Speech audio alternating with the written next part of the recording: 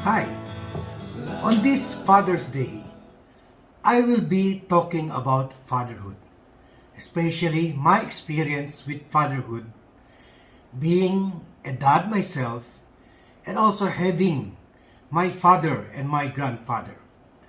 Today we will answer the question, how it is to be a good father. Must a father be a perfect person? Can a father be a good person if he is temperamental and he has imperfections like everybody else? What is the formula of being a good father? Can words alone make good father? Before I answer these questions, please subscribe to the Blogcaster Armandine YouTube channel, because in this channel, we will be talking about various issues, political issues, sports issues, cultural issues, and travels here and abroad. So please join me in my ruminations today about fatherhood. Actually, in my experience, there's no one size fits all formula to being a good father. You just have the heart and instinct for it. As we said, if there's a mother's instinct, there's also a father's instinct. And most of the time, it's more powerful. On my part, I cannot recall much words of wisdom from my father, who, as a public servant, was busy working towards the better good of the public. But what struck me the most was his deeds. And today, I will tell you stories about him. And also of my grandfather, my father's father, who both left a large imprint and influence in my life. Both are ordinary people. Both rose up from poverty and did extraordinary things. My father, whom they called in our place Armando, or his nickname Nonoy Nokum, has carved out an image of a local hero in our place. He is remembered for always brandishing an X-16 Armalite in his back and a 45 caliber pistol in his belt, in his holster. So he was like a local cowboy. He started poor. He worked his way through college, and he prospered in business. And when he was already stable in his businesses, he became a barangay captain, or what we call an elected village head in our place, Zamboanga City. Our place is called Barangay Manikaan. It is located south of Metro Manila. My father left much legacy in our place. For example, he built the Catholic Church. I remember from a young age working in that church, painting in the rooftop of the church, helping build the carpentry work. In fact, I remember it to be among my first work in my life as a volunteer for the church. And then he built the Muslim mosque. That's why he was very well loved by the Muslims in our area. And then he built the water system that until now supplies water, clean water, to our place and neighboring barangays or neighboring villages.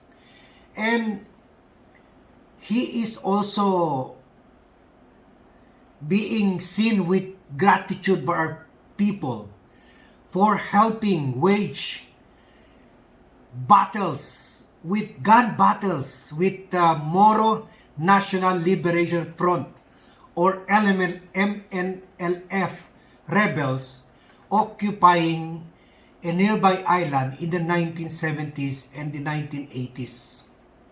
But he is a man of many flaws.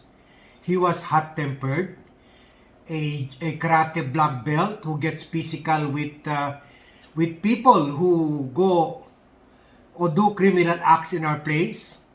He drinks and he smokes. And yes, like my grandfather, he was a womanizer. Well, apart from the love for beauty, I also got from my dad and my lolo or grandfather, whom we call as Rod, although his real name was Rodolfo Nocum. I got from them the love of reading and writing, the strong will and drive to succeed in life, the entrepreneurial skills, and talent for smooth talking, and yes, their legendary mercurial tempers. Very Hispanic. We are born in a Hispanic, in a Latin city in the Philippines. I'm realizing now, at my age, that what makes them heroic is their being very human. And the instinct and adrenaline to rush things, to help people, to set wrong things right. You must have the nerves of steel and some temper to go with it, to get the adrenaline rush pumping.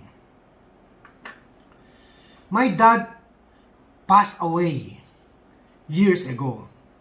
But until now, people talk about how almost foolish he was when he mounted a gun battle with Moro rebel forces or the MNLF just to rescue a cousin, a policeman who was trapped after their operation against these rebel groups.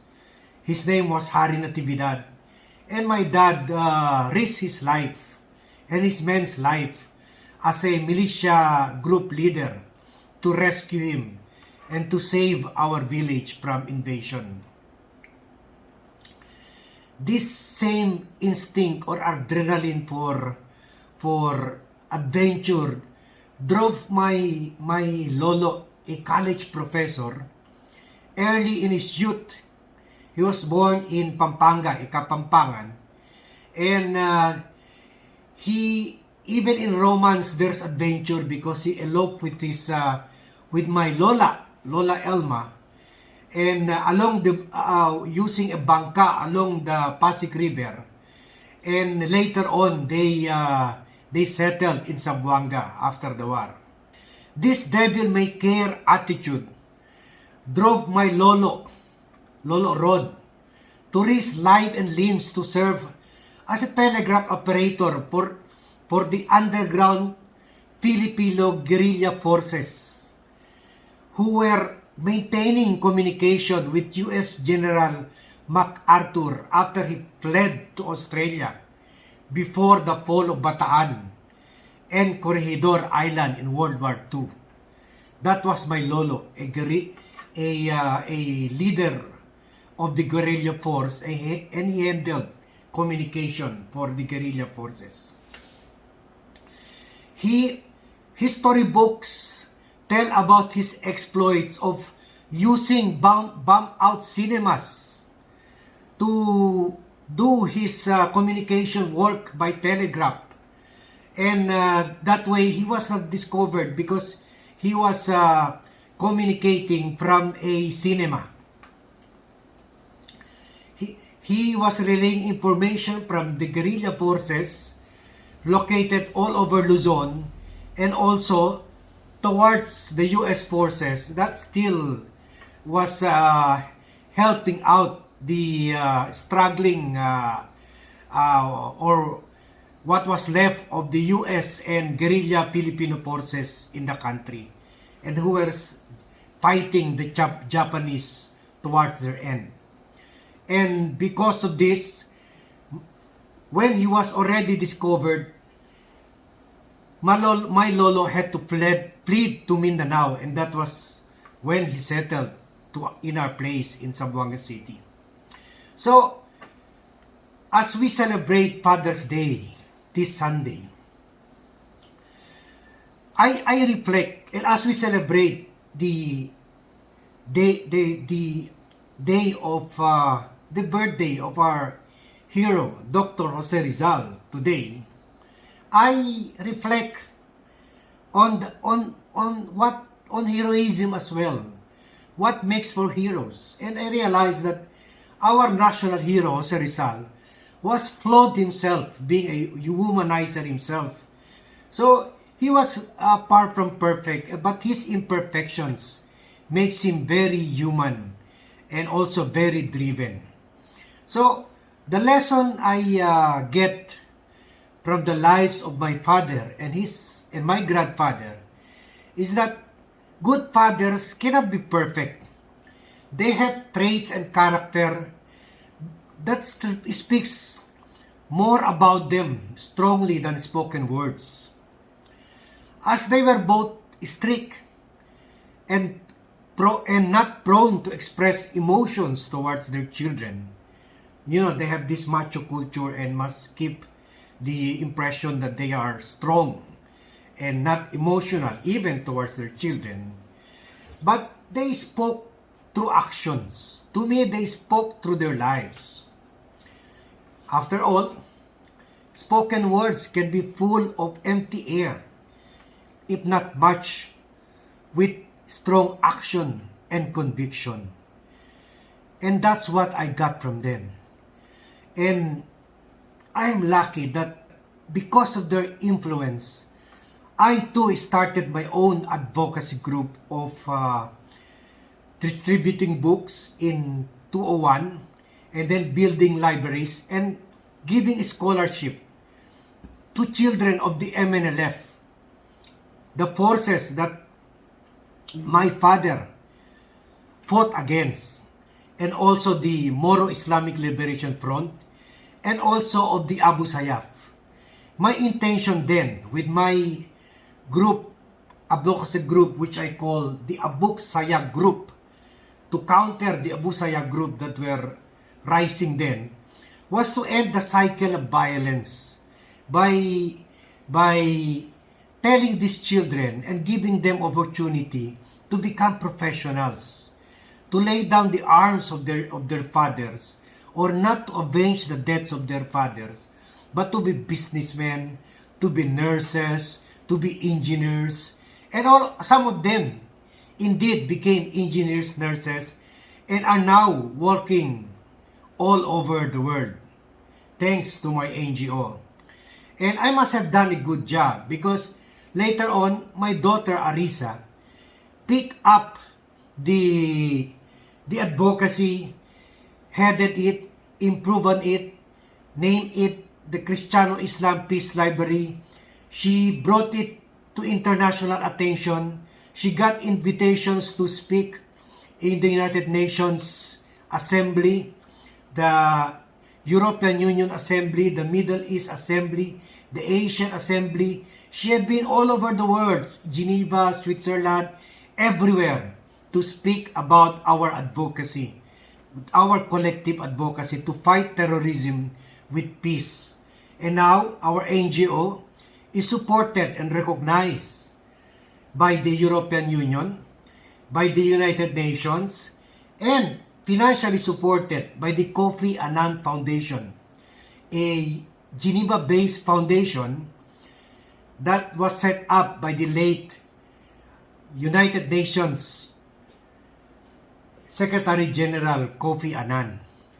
So there you have 4 generations doing exactly the same work, public service, giving our time and talent to the people. Although we're not politicians, but somehow we have it in us to do something good for our country, especially the poor in our country.